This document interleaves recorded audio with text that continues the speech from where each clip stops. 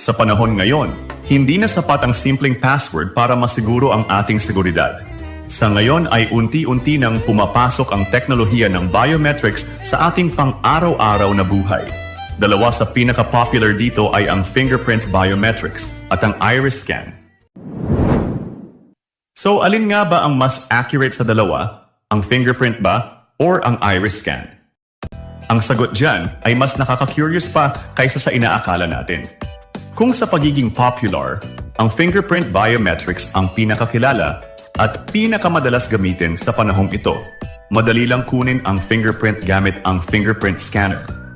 Ang fingerprint biometrics ay madalas ginagamit sa mga security features ng cellphones, company data, sa mga schools and universities, pagkuha ng mga clearances, tulad ng NBI clearance, criminal identifications, at maging sa law enforcement. At kung pag-uusapan naman ang accuracy rate ng fingerprint recognition, ito ay umaabot na rin sa halos